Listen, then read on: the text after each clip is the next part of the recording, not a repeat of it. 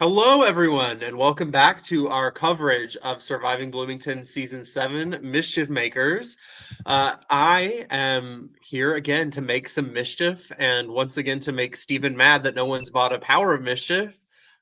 Speaking of Steven, hey, Steven, what's going on? Hey, fancy seeing you here, Drew. This never happens. What a coincidence. What a coincidence. This week it is just Steven and I breaking down everything going on, both in the episode and in some of the bonus content released this week. Steven, overall thoughts, impressions of the episode? Did it bring you the tears, Drew? No, I was the one behind the camera trying not to laugh. This was a bit of a heavier episode, just in terms of the emotions the players are processing. Just because we think of Survivor so easily as this cold and logical game of doing the right thing, but it's hard to play that way. For some of us, I guess it's easier to play that way than others. Maybe is a better way to put it. Yes, and it seems like we're having a lot of that sort of emotion coming out on the Red Tribe, which was the focus of this week's episode. Before we talk about all of the emotion that we encountered, we get a unique intro for this episode where we get the sort of a previously on segment mixed with the intro sequence, which I thought was really cool. Um, We had something a little similar, I think, back 2 episodes ago as to kind of the version right. recap, which I like that as a recap. I think it's a kind of a really fun way Oh to kind yeah. of check in on people. Honestly, that's my favorite editing decision that Casey's made so far this season. So I love it. If there's a way to simplify it, great. We love to see it. So I mean, it's more work on his part, right, to make a unique intro every episode, but we demand it. but it's fun. And if you're a player, you're like, oh yay, I'm in another intro sequence. That's fun. Mm-hmm. So yeah, we get the flashback to Blue, New Blue winning the challenge. It was May and Eleanor on that puzzle that won them the challenge. And let's actually talk about the Blue Tribe for a minute because Casey released about 20 minutes of bonus footage, edited bonus footage of the Blue Tribe. Since the Blue Tribe is not particularly, let's say, the stars, the most relevant people for the last couple episodes, it was nice that that was posted on the actual YouTube channel. So let's talk about them a little bit. Seems like Eleanor is maybe retracting some of her previous thoughts about the tribe, where she's like, maybe I judge these people too harshly. Maybe we are good at things, and my whole team doesn't suck. Can I make a brief random interlude?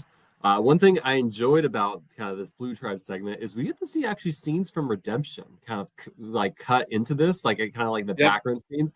And I think we see for the first time, Danny alluded to this, a shirtless Gibble starting his descent into feraldom, or whatever you want to call that with him and the Carlos. I was like, oh, I maybe it's not a GIF. Maybe it should have been a GIF. I'm just like, it's a Gibble sighting. I'm so excited to see more Gibble. I cannot wait for us getting more Redemption Island footage. But yeah, no, in terms of Eleanor, one thing I thought was really funny was kind of this discussion, like who wouldn't go the Redemption? Well, and kind of there's a lot of discussion like, Carlos might not go the Redemption, and I think of almost every player out here playing this season is coming from a place of Survivor fandom, right? And I think once you play these games, you are a super fan. There, hands down. And I would be stunned if any of these players turned down the experience. Now, Mira's an exception. That was she was pulled from the game.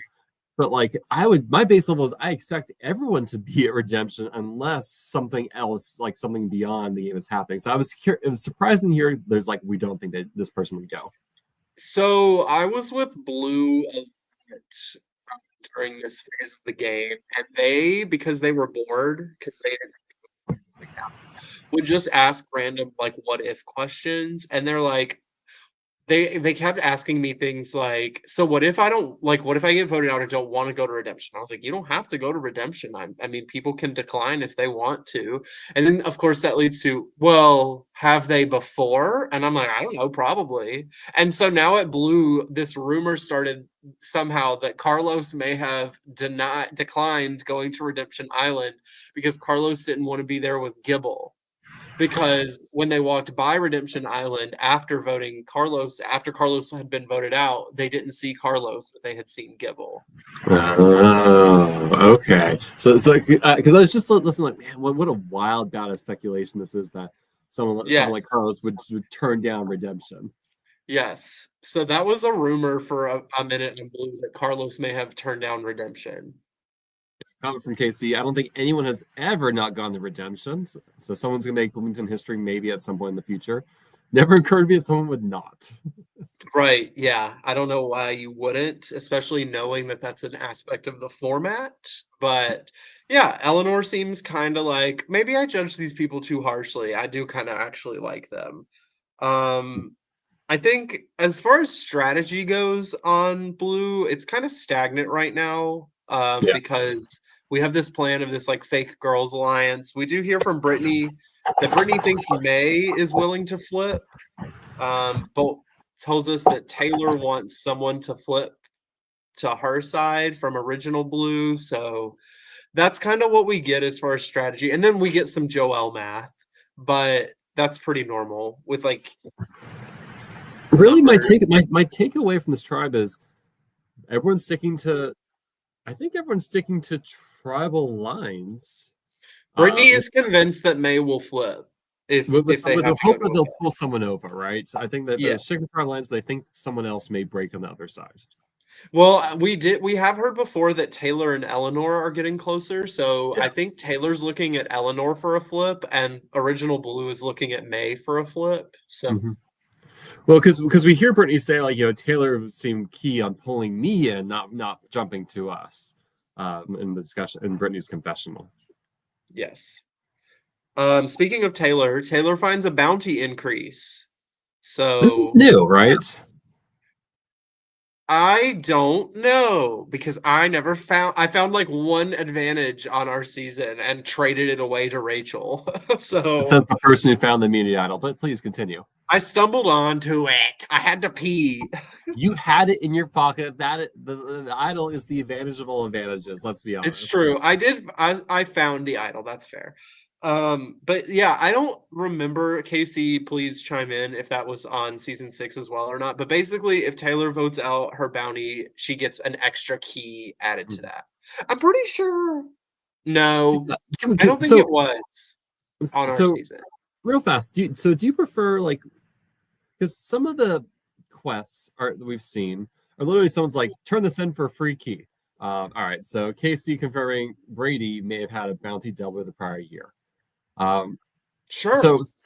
so some of the quests are just like, hey, turn this in, free key, right? But others take a little bit of work in terms of you have to vote someone out or vote incorrectly or like you have to win in this style of the challenge. What are your thoughts on the different kind of little quests players have? Like what's been your favorite? My favorite is forcing people to vote incorrectly to earn things. I think that that's very fun. Because yeah, it's just fun. Um, if you recall from season 6, I love a rogue vote, just throwing a vote somewhere. So I love other people doing that as well. Um, I also like, are there any more that I really like? No, not really. It's not the advantage game isn't for me. So I don't know. Steven, what is your favorite? Um, I, I I do like generally the ones that require a bit more work. I think the voting stuff is maybe easier to do than like do this thing at a certain challenge. Though it is interesting, like when we found like win an individual media challenge, like all right, let me pass this along to someone who can win. They can give me the keys back. There's some strategy that gets played around Yeah, that. yeah. So Rachel had that Um, last year, I believe. yes, yes. The ones I do like the ones actually that are kind of like if you complete this specific aspect in a challenge. Yeah, I like that one. Um, Anything else about Blue? I mean, we have a good segment from May where she's doing some self-reflection and she's like feeling like she's proving to herself that she's still able to do this. Any other takeaways kind of from Blue? First, they have the Magic 8 Ball. I don't know when Oh or yeah. how they got the Magic 8 Ball, but that's huge. I think this comes on the episode as well, but we talk. There's the fact that Drew played the challenge advantage. May Yes. hasn't. May's confessional is really interesting because May's talking about like I just felt so out of it or disconnected, and I've actually felt that way in a game before myself, which generally was not a good sign for me in the game that I was feeling kind of like that in the moment. I remember survival challenge. I volunteer. I set up a challenge. I just kind of feel like so out of it, and I don't know. It was just this bizarre feeling, and I get voted out very soon after. So I'm glad that she's kind of realizing and like kind of trying to break out of that funk. Yeah. Um, It's hard. It's hard, especially when you're not having to actually go to tribals. yeah. Yeah, Um, because May, Joelle, and Taylor have yet to go to a tribal this season. Joel has my torch. Oh, that's Uh, fun. so may he redeem that curse and make it to the merge. And then tell me about Trace. What did you think of Trace's confessional? Trace's I didn't even write anything down about Trace.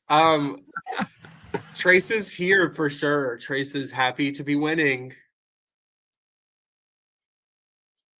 More importantly, Trace is here to be hydrated because that was his, like I think that was my favorite thing. It's like my main focus is to stay hydrated. Which, to be fair, I also had headaches and nosebleeds out there, so hydration is always key on my list. I thought it was interesting to hear that he was so close with Carlos. I don't think that's something we really got out of that Right. original Blue Tribe itself. So Whatever Trace is doing, it's working. He's still in. hey, So if you win, they can't vote you out.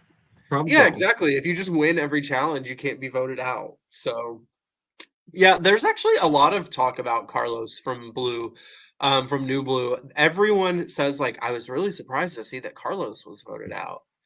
So that's and then they're kind of like, yeah, Ryan and Carlos were voted out. It was really surprising to see Carlos was voted out. Um, Okay, so one of the extended things we see this episode is we see May shake the magic 8 Ball. Like, are we gonna swap? Are we gonna merge?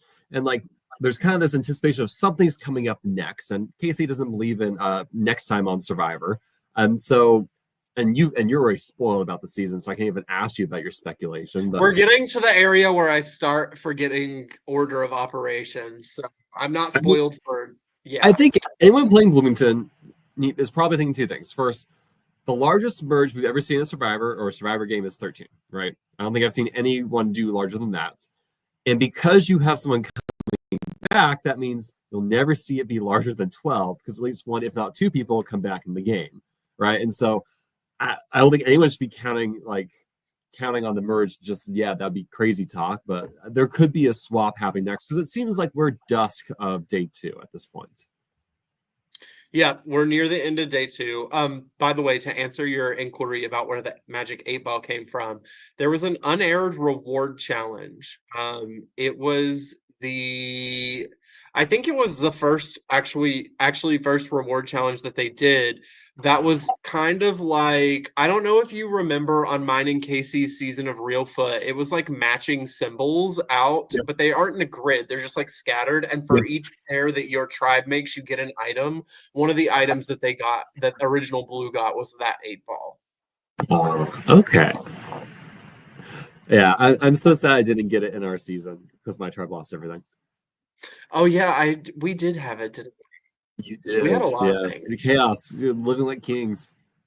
Listen, I was just happy to have bananas in a hammock. So, Whether they're your bananas or not, you were happy to have them. oh yeah, I helped win those. But yeah, that's what we've got kind of going on Blue. We don't get anything from Yellow this episode, so let's talk about I do predict we're heading into a swap of 2 tribes of 7. That is yes. what I think is happening next. I think we're going to swap, challenge, call it a night. One tribe was the tribal the next morning. and then merge at 13. No, like maybe we'll have another challenge after that. So I think we'll challenge and 2 vote outs redemption, then merge lasts a day and a half. Interesting. Basically, Steven, baseless speculation. yeah, I mean, you never know. Hold on, a day and a half? That doesn't sound Well, correct. it's 5 days. Never mind. It's 5 days, yeah. Oh, because you're giving these people an extra day than we had. I'm so jealous. Yep, it's true. But yeah, that's what we've got going on blue. Let's talk about red. We get lots of tears. Too many tears. Too many tears, people. Um, yeah, let's talk about Savannah. It seems like Savannah is still having a little bit of that adrenaline rush that we I was. saw from the Carlos boot, which makes sense. She definitely almost got eliminated. And it seems like this kind of solidified for Savannah to stick with the original red of Drew and Zach. Because it seemed like leading up to that vote that Maggie and Savannah had something going pretty strong, but Savannah now seems kind of like, yeah, I'll work with Maggie a little bit, but I'm thinking about we're just gonna stick with original red. Well, you meet someone new, you kick it off, and they try to vote you out, right? What a name a faster way to break a potential friendship. I mean, though it is part of the game, and Maggie, she does survive this episode, but it felt like that was more off of the Zach relationship. Yeah. Though Zach does kind of say at times Savannah will be the one deciding how this vote goes down. Yeah, it seems like Zach and Savannah are kind of the center of this tribe and their alternating decision-making power. I do think it's interesting that obviously we hear about this Maggie and Zach relationship, and Zach tells us, like, yeah, let's just get rid of Francis this time and we can get rid of Drew next if we need to. Which I thought was very interesting because it seemed from the viewer perspective, it feels like it's a 3 against 2 when really it may be like a 3 against 1. With Maggie, Zach, and Savannah being together, it seems like Drew is completely unaware of that. But okay, so I'm gonna just skip the Drew. So I don't feel like we don't really get scenes of Drew interacting with Maggie or Francis. we do Correct? hear from multiple people that Francis and Drew got relatively close. Well, I guess because you get Francis' confessional when she's voting for Drew. We get Francis's confessional. Savannah or Zach tells us last episode, and Maggie tells us in an episode as well that Francis and Drew are close. Well, Matt, when Francis votes, she says something kind of like, "I love you as a person, just not as a player in this game," which really Yes. makes you wonder, like, again, I don't feel like we have a good sense of how Drew is playing the game. We know he's tight with the other 2 Reds. He's rolling with Maggie. No, sorry, not Maggie. With Savannah and Zach, and Savannah and Zach also kind of seem to view him like, well, we could vote him out. We're not as tight with him as we are with Yeah. each other. And so it makes me wonder if he's just playing very transparent. Like, I'm voting with Red. I'm voting one of you out. I'm Playing so very sorry. transparent. Throwback to a few episodes ago, Maggie tells us Drew's playing a very obvious game. And I think that's just how Drew is as a player. All right. I So think Francis is saying, I really enjoyed Drew as a person, but he was shady in the game. And I don't feel like we've gotten to see that shady side. no, I think we're seeing the transparent gameplay, where Drew is just he's talking to everyone, but he's aligned with his original tribe and he's loyal to that. Yeah. Loved our combos, but didn't trust him, Francis Yeah, says. and that's I think what we're hearing in the episodes is that Francis and Drew are close, but obviously neither of them ever discuss actually working together. And like, Francis and Maggie push Drew as the vote option. So well, that's why, like, I wish Drew maybe wasn't playing as straight up, just because, like, I think this sounds bad. Giving people false hope you're going to work with them is a really good way to make sure they don't vote for you. well, I Or at don't very least know that he being seen as open and flexible can help yeah. like. On the other hand, though, it does instill trust in the people that you are working with. But it doesn't seem like it's being it doesn't feel like it's going both ways per se. Where like Yeah, again, I like mean, clearly we're seeing that Savannah and Zach are kind of like iffy on him. So, yeah, but they used his challenge advantage. which you know, okay, who did they use it on? They used it on one of the the word solvers, and what they got was a quarter of their tiles were started off already being delivered. So they started Oh, with 5 letters. that sucks. Yeah, No, and they still lost. Wow. well, Also, wait, while we're talking about Drew's like, yeah, I'm really good at word puzzles. I've gotten Wordle in one a few times. I'm like, what does definitely isn't Wordle what in I'm one talking about. have to do with being good at word puzzles? It's a So, wait, okay. guess. Do you want to talk about the Wordle or the Vantage first? I want to talk about the Wordle first because that had me sent to the moon. Okay, Drew, do you do Wordle often? Not often, but like there was a phase of my life in which I was doing it daily. Were you doing a random word each time, or using the same word to start with? Probably like 80% of the time I did a strategic starting word, but there were like maybe once a week I would just like throw a random starting word out. And so, like for me, I use the word crate, right? Sure. Because it hits common letters and it kind of gives you a great kind of setup from where they go. I like that word. I think there's like some words that are like more like there. I think there are certain better ideal words, but crate's pretty good. And but like I always every day start with crate as my word. And so when he's like, I've hit the Wordle word in one guess several times, I'm like, oh my gosh, the madman. He's like using like a different word each day. It's like I don't know. What a what a wild I mean, Wordle once you strategy. hit it in one once, wouldn't you switch your starting word so you can have a chance to hit it in one again? I mean, okay, but that's like shooting the moon, right? That's like such a sure. And maybe Drew's the luckiest man on earth that he's like hit it three times or so, which is just wild to me. But like that's I'm not aiming for the one, I'm aiming for the three or the four.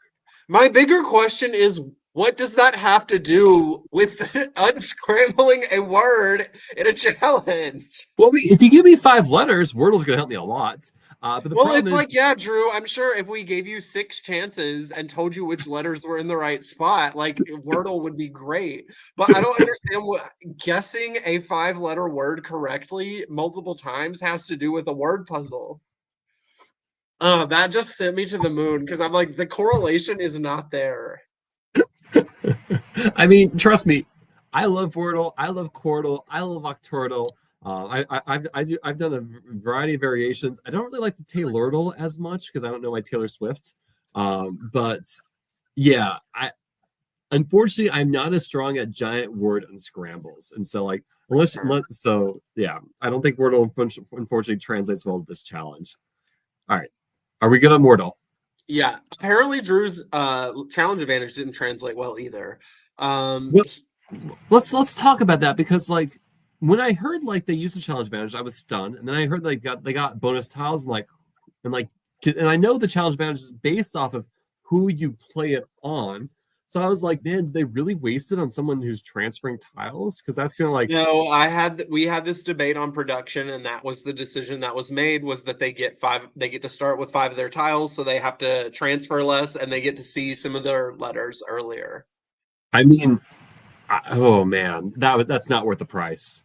All right, because like when I guess when I think of challenge bands, like go back to our season, that one player not being blindfolded on that blindfolded table maze, game changer, right? Yep. That's what you want the challenge manager. You want to sweep it, and of course you don't know what's going to be. You can try and make an educated guess. And I think it was like seeing comments with Savannah. We were hoping to get one of the words or one of the letters placed, and like I think that's fair because that's what I'd kind of expect as well. Just because Just give me the first letter of the last word. The like as long soon as you word? see like the 7 letter words versus the letter D, that yeah. Yeah. So, So yeah, I agree. I don't love that decision making, but it's not my decision and it is what it is. I mean, Yeah. it's hard because like if you're KC or you're Drew, your production, if you're production, like you're like, I guess maybe you could like in your write up pre-season of the challenges, you can have a list of what every role would how that role would change if there's advantage. Like that's a lot of work ahead of time. And so I can see like It's a lot you're of not, work when almost all of it will not actually pay off. So, yeah. like, and you don't want players to like but badge you every challenge like, all right, what if I did this? What if I did this? What like, and so like you don't like that's annoying from production to have a player kind of like force you to walk through all the options and him and Oh, haw. don't worry. This cast did anyway. They did it all the time with everything. But that was just general challenge nitpicky, right? That was with everything. So like and like so had they known that they weren't going to get some sort of clue in the word puzzle, like it feels bad that this was how the challenge went out for them, but it is what it Yeah, is. I would have just been like, "Hey, Casey, we're gonna use it in this challenge, but can we know what it is for each part? And if he answers, he answers. If he doesn't, then you just take your best shot."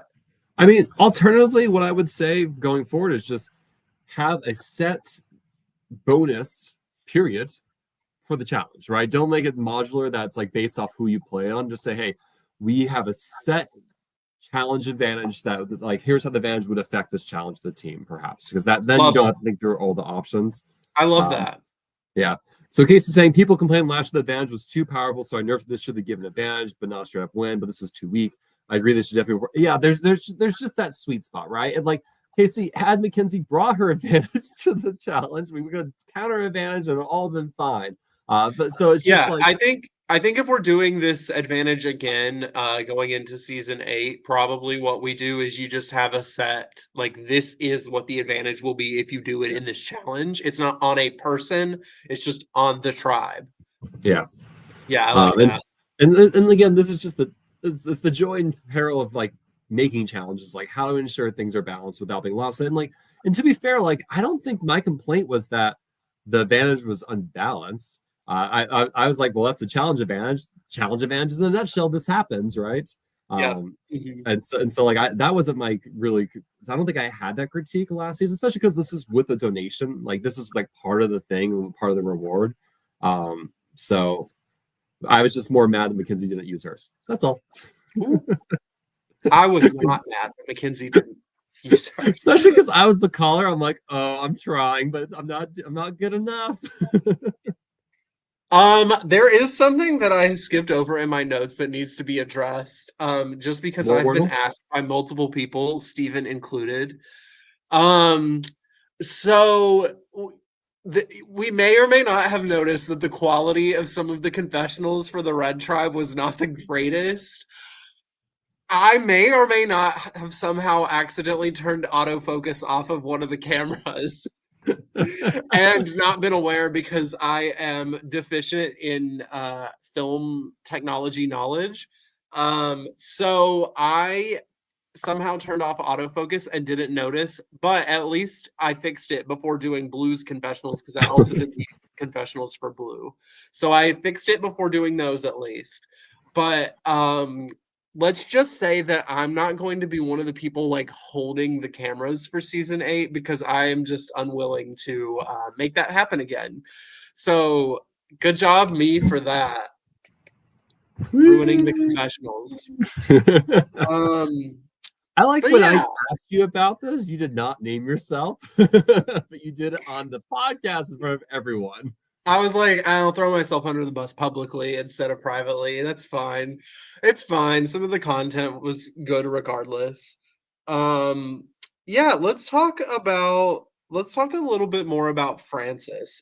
Francis, actually kind of Francis and Maggie are having the same kind of situation at the same time, where both of them tell us Spiraling. where both of them tell us in confessionals that they are worried that they're just going to have to target each other because they know it's one of them. And Francis Francis claims that her flipping on Carlos on the revote was intentional when it was very much not. So behind the scenes, one-on-one, Francis is melting down about having accidentally voted incorrectly, whereas in the tribe, Francis is like, "Oh yeah, I flipped and voted Carlos out on the revote," which I thought was very funny. It was interesting because like I remember seeing her vote Carlos and be like, well, that's really interesting. And then we talk about it, it's like, no, this is a mistake. I'm like, oh, that's even more interesting. And so I think claiming it as being on purpose is the way to go. It's just like I think the hard part is selling why didn't you flip to begin with? And I think the best argument you can make is saying, look, I was concerned that you were going to vote for me, that I would flip and you would vote me out and I would be blindsided. And so my plan always from the start was to vote with my lines and flip on the revotes. Because that way I knew I wasn't going home and then I could still work with you. I think that's the best pitch you can possibly make Well, in that that's situation. what Francis decides to do is go, yeah, I flipped on the revote, but you know why I voted like that originally? Maggie. Maggie told me to. Well, then Maggie goes and says, like, you know who what got me to flip back? Francis. Francis really pushed and like marshaled me and Carlos together on that. Which I think from looking at the last episode, I think Francis and Carlos definitely had a huge part in getting Maggie to come back and vote with them. The reason that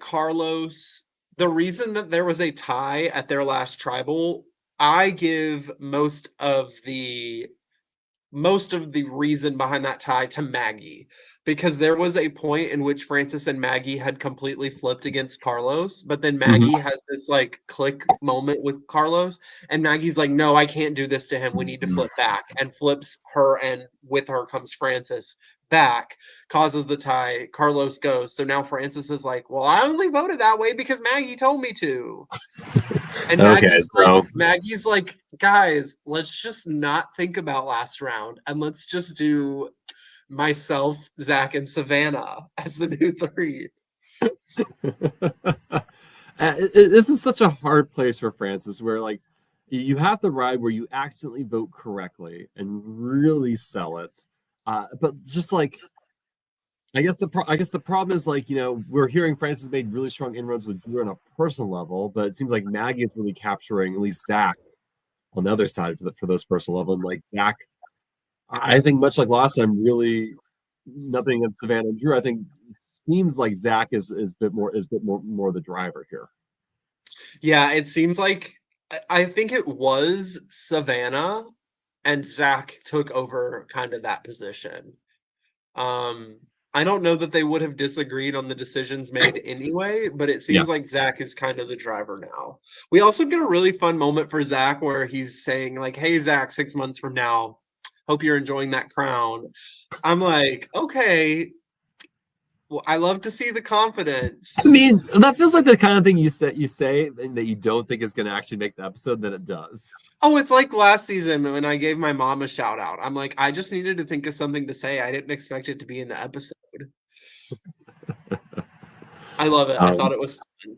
So what did you think about Francis's refusal to vote Maggie and saying, I can't do that, I have to vote Drew? Emotions were running high, and sometimes that may lead us to making not great strategic decisions, Yeah. And sometimes when you click with people, it is hard to vote for them, but also there comes a point where it's like, you have to decide it's them or me. So I feel like maybe if they were, I don't know. I think maybe Francis should have taken a step back and realized like, okay, realistically, where are the numbers? Would it make sense for me to vote for Maggie?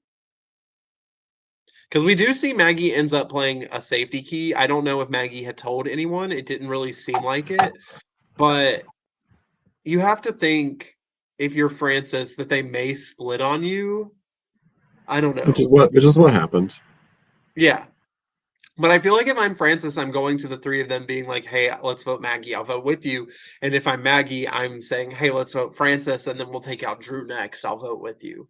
Can you imagine there's a world where Trace, Eleanor, and I have to go back my notes. Who's on blue? Trace, Brittany. Eleanor, and Brittany come together and say, we have 3 keys. If we lose, let's give our keys to let's give it especially to, say, Francis and Maggie, who can maybe use it, and maybe they can do something. And then we live in this world where the majority old red do this 2-1 split, and Maggie and Francis have 3 votes. I can play an extra vote. I mean, that's a wild world and series of events. But I think that would require the trio of Brittany, Eleanor, and Trace to have to flip on strategy mode, and none of them have flipped it on yet.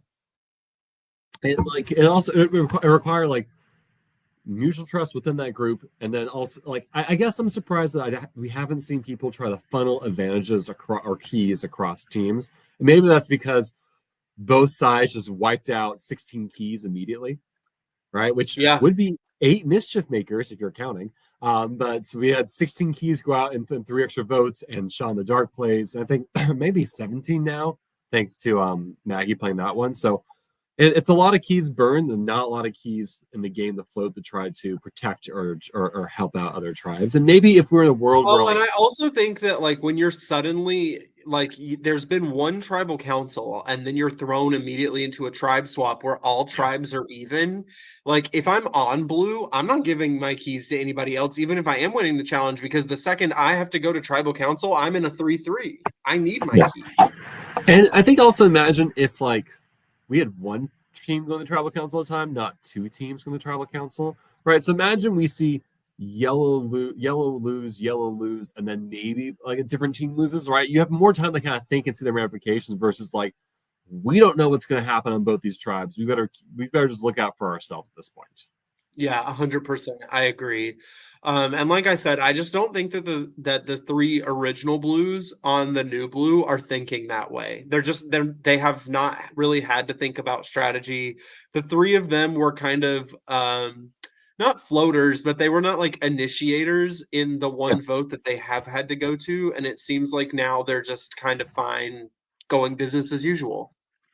I mean, and to be fair, like winning like this on a swap tribe, you just want to make as much friends as possible and make allies, saying like, "Hey, come merge, let's work together, let's do something, let's go beyond tribal lines." Just because, yeah, how strong is your attachment to that original tribe? It may range. Yeah, agreed, 100%. Jumping back to Red Tribe, anything else before we go to Tribal? I'm trying to think if there was anything else. I mean, of course, I think that the big story is like Maggie getting in good with Zach, Yeah. and pushing that like her, Savannah, and Zach can vote out Francis now and then take out Drew next. Um, And then we go to tribal. Steven, anything else So, on like, red? yeah. So, what do you think? In Maggie's confessional, she said something like, "Said of like, I'm looking to settle down and stop flip flopping. It's helped me to have a dynamic game, but maybe it's overstayed its welcome." Where okay, so I understand Maggie saying that she's flip-flopped because like in her mind she flip-flopped back and forth on the Carlos thing. She's flipped back and forth on if she's willing to vote Francis or not. But to a viewer, she's not been flip-floppy. So Yeah. that confessional is very funny. She's like, I'm willing to settle down. It's like, Maggie, you haven't done anything. Like to the It's viewer, it also does not. pre-merge. Yeah, no, it's It's like a flip flop. it's like to from the viewer perspective, you haven't done anything, but she's been in emotional turmoil all day with the whole Carlos thing and now Francis, and Yeah. so that's very funny. She's playing a very emotional game, Maggie is. I mean, that's not a bad thing.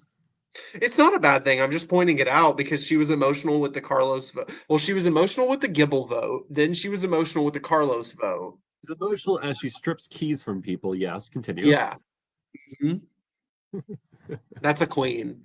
Um, but yeah, I think it's super interesting. We go to tribal and we don't really hear any warning about this, but Maggie decides to play a safety key.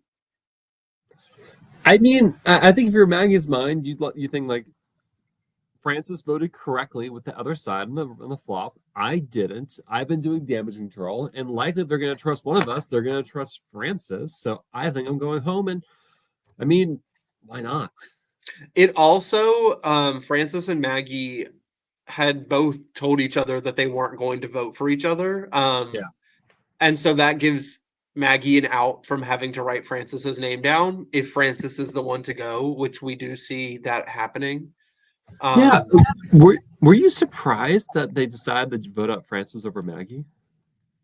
In the real time, I would say no, because I was able to drop my pen.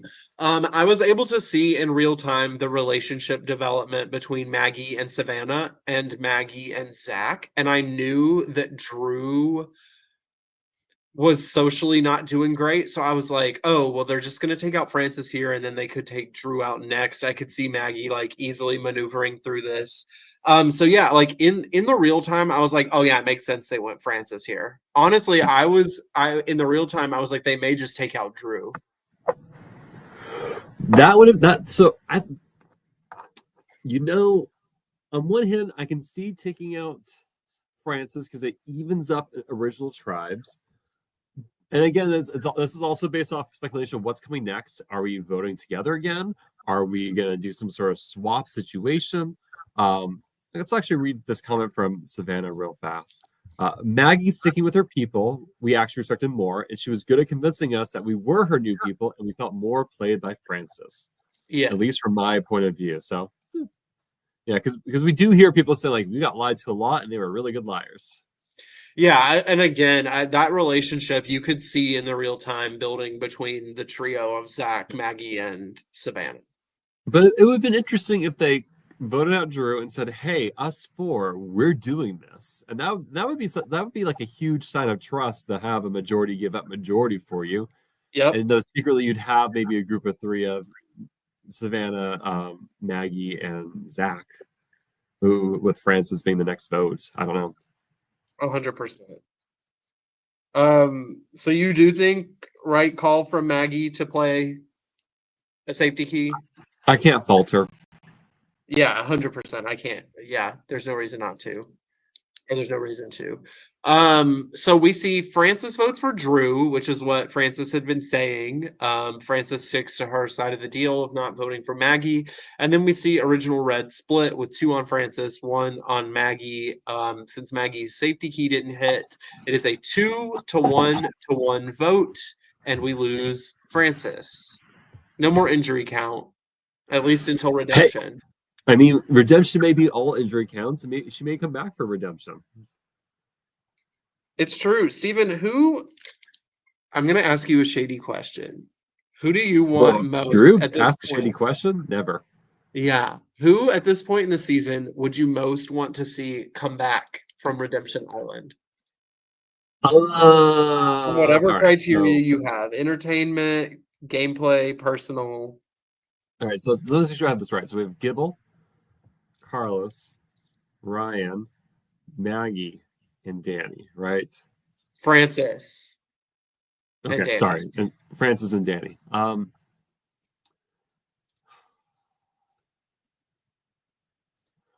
a chaos perspective, Gibble would be interesting. Just because I don't know what he'll do coming back to the game or what path he'll take. It would be kind of fun to see what that would be like. Yep. From a Stephen wins the cast assessment or cast draft perspective, I think Francis and Danny would be best. I'd like to see either of that. From a player's potential we have yet to see, that would be Ryan. Interesting. Yeah, I'm a Giblet myself, so I am in need of a Gibble return. But we'll get there when we get there.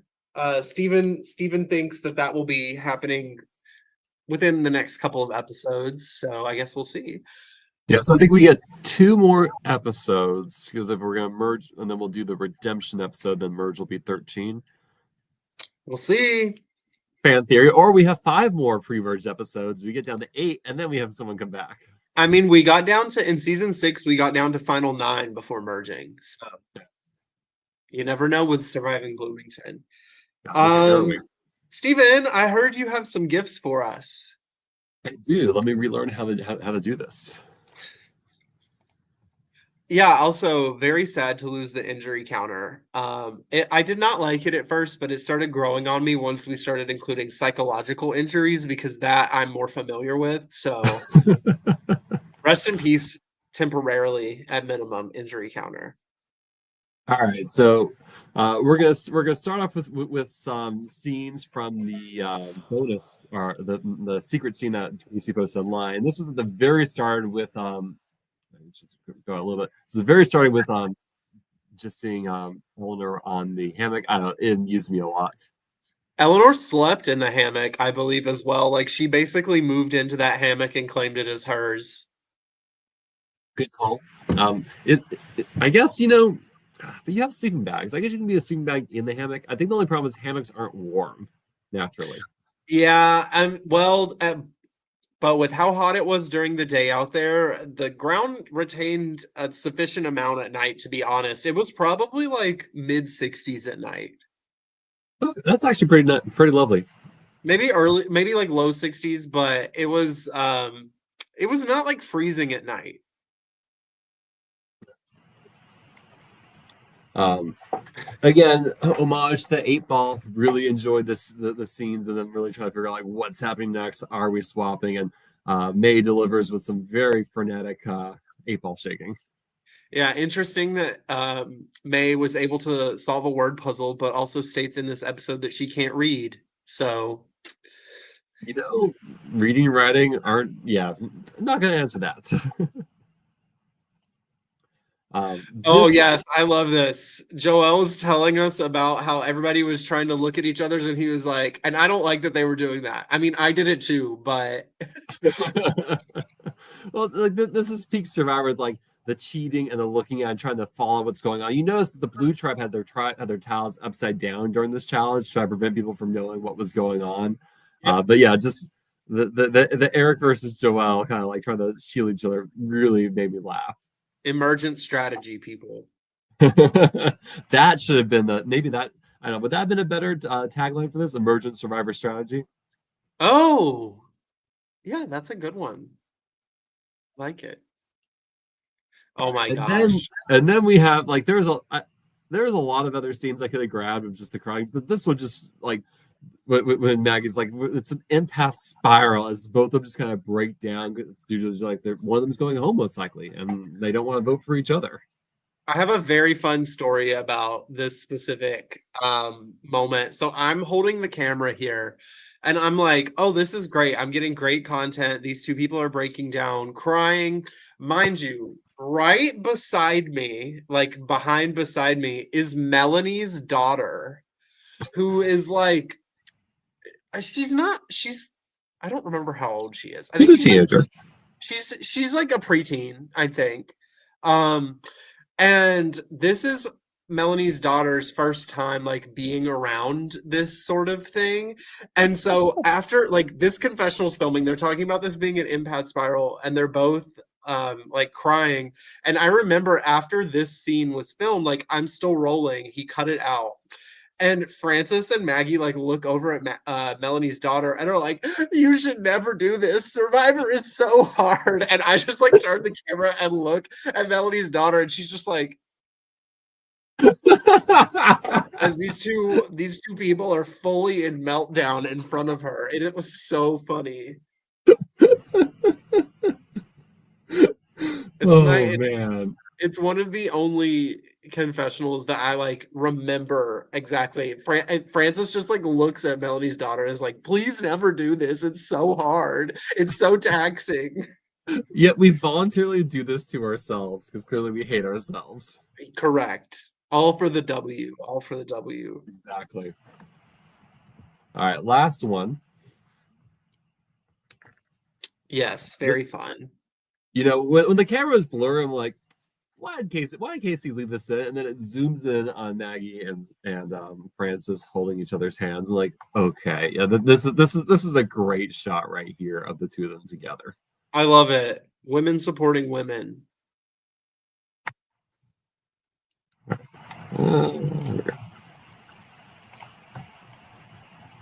All right, those are our gifts that we have. Also, just a reminder to everybody, I know a lot of times we show secret scenes on here. If you haven't seen the secret scene that we were talking about earlier, just go to the Surviving Bloomington YouTube channel. It's about 20 minutes of footage of the Blue Tribe.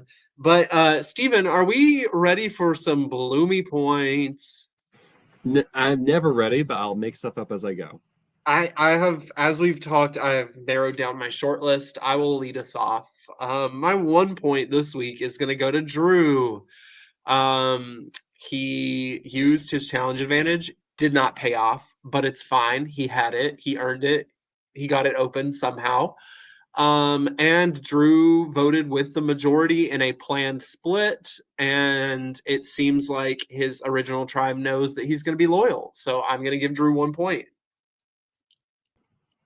Yeah, I mean, I think if there's ever a challenge you want to burn a challenge advantage on, it's one where you know there's a nasty word puzzle that's going to be hard to solve, and any leg up could have saved the day. And unfortunately, just the way the cookie crumbles, you just don't know what the advantage is until you get it, and it just didn't pan out correctly. Yeah, I'm gonna give my 1 point to Maggie for surviving the vote, for taking every step she can at surviving by playing her shot in the dark, but also more importantly, the relationships between Zach and Savannah that she built really carried.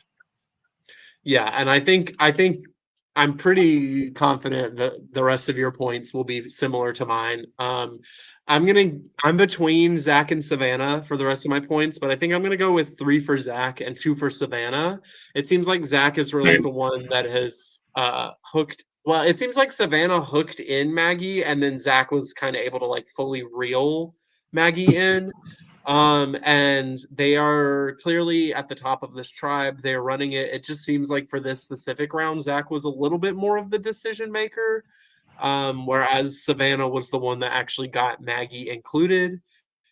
Zach also seems to be doing a bit more socially, especially we hear even from pre-swap that Zach seemed to be a little bit more included in things, which is just minor things that are pushing Zach above Savannah for me. Here's my case for Zach. He's the only one whose name has not been written down by this tribe. Yep. All right. Everyone else's name has been written down by someone else at some point, but Zach's name has not come up. Right. And so I think that kind of shows, where he is, that everyone is fighting for him to be on their side. Yep. 100%. Yeah. And then if I had to do shout outs, Taylor for finding the scroll. I think it'd be easy to kind of think of those original red and blue camps as picked over, but clearly not all picked over because she was able to find something. And so shout out to her for doing that. And to our knowledge, no one saw her do it. Yes. I think her first time seeing it was in that confessional, if I remember correctly. So she just kind of found it, stored it, and away we go. And then also shout out to May for kind of being like one of the, I guess, maybe perceived more flexible people in the middle that both sides may be needing to draw on, and still having it. Also, shout out to May for being vulnerable on camera, because sometimes that's really difficult. So we love to see that. Steven, anything else on this episode or our bonus content before we talk about the future? No, I think I'm pretty good. Solid. So we've heard your prediction that you believe there's going to be a swap next, maybe going down to 12 or 13 and then merging. Any predictions as far as like who is really standing out this season? Who's a winner candidate in your eyes? I mean, I think every player here has a route to the end and to win. Certainly, I think certain aspects that we haven't heard of will resurface at the merge, such as per-game relationships. Those felt like something that we heard a lot of in those original tribe components, but haven't really been a factor in the way these swaps worked out. But I think as soon as you do swap and you have, let's say, Taylor and Eric on the same tribe together, right? These are things people just might be thinking of. And granted, it might be, again, will be 2-3 days into the game at this point where that just doesn't matter as much, but it will be weighing on people's minds. And so I think, because it was interesting hearing Joel talk about I think he's using the term let me find out what I wrote. He said Carlos has I thought he said Carlos had deep roots. Someone described Carlos having deeper roots in this game, and I think that's something we'll kind of see revisited as we get kind of to that midpoint of the game. Is who has these deeper connections that we maybe all know about and maybe don't want to deal with anymore. I will say that is one thing. I don't tend to like a swap on, the second or third round of the game. But I do think swaps early on are good at breaking up some of those pregame things because it keeps people on their toes. But yeah, Joel specifically is talking about the impact of losing Ryan versus losing Carlos. And Joel's basically like, yeah, Carlos had some pretty deep roots here compared to Ryan. So I'm shocked that Carlos went out. Yeah. But Steven, do you think anybody makes merge without having to go to tribal? We have Taylor, Joel, and May. I think one person will achieve this. Will achieve that. Want to place a bet on who? No. No. I actually, if it makes you feel better, I actually don't remember the answer to that question. I don't know if anybody makes merge without going to tribal. Don't you enjoy watching this all for the first time, Drew? Isn't it great? It's great. Well, a lot of it is my first time. But anything else as far as looking forward, or we letting it sit? I'm here for more Gibble taking over all of Redemption. Yes, I'm so excited to get Redemption content, but first we have to watch at least one other episode, which will be coming out tomorrow night at 8 p.m. Eastern.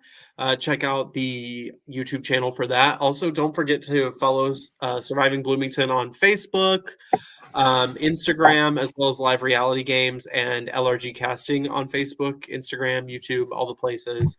LRG Casting, there are a few things casting right now, I believe, specifically Surviving Bloomington. Yeah, Surviving Bloomington's casting right now for season 8. So make sure that you either reach out to me or Steven or Casey, or just go to the Surviving Bloomington socials for that. Steven, anything else going on in your LRG world? I did a podcast yesterday with Surviving Bloomington alum Dr. Jamie about Dr. Jamie's game, Who is the Mole, the live game, who's running their all-star game in a week and a half from now, or a week from now. And wow, lots of all-star games coming up. It is the summer of all-star games, and so this is the fourth season of Who is the Mole, the live game. And for the first time, they will not be doing live streams. They will be filming it, and they'll be uploading episodes at some point in the future. So this will be that'll be really fun, because I will admit, live streams, it all depends on my time capability to follow, and and I honestly haven't done a great job following the live streams of Who is the Mole live game in the past, but episodes I can do. Yeah, episodes are a lot easier than live streams, so that's exciting. But yeah, in the meantime, we're trucking along. We got Survivor 48. We got Australian Survivor. Yeah, listen to Savannah. Apply to Bloomington. And we'll be talking about you in a year. Isn't that what everybody should strive to in life? You listen to this armchair quarterback. It's great. It is great. Exactly. I can say about all the things that I would have done, and Steven can commiserate about hoping people reverse his curse. I mean, again, KC, Surviving Bloomington Ghost Island, the first thing you see is my shoes almost in half, hanging dangling from the shoelaces on the little shelter that's already been pre-constructed. I love it. Just think of it. I love it. Maybe Bloomington 8 will be Ghost Island. You'd have to apply and show up or watch the episodes to find out. Do we have sufficient stuff that's gone out of the game in people's pockets? I mean, besides keys, I guess. I'm trying to think. Not from our season. I got voted out with an idol, but it was unplayable the round that I went out. I mean, yeah, you went home at 4. Idol expired at 5, so that'd be different if you went home at 5, not playing your idol. Didn't Danny get voted out with a bunch of keys? I mean, keys, yeah, but I guess it's not like, no one's James Clemented 2 idols in the pocket and out of the game at this point that I know of. Definitely not from our season. I need to rewatch All Stars. Well, there's 4 seasons before that we simply don't have video on, so who knows? Casey, get on that quickly. Go silent. But until then, Steven and I will see you guys at some point within the next week to talk about episode 5. Until then, don't forget to watch the episode. All right, take care, everyone.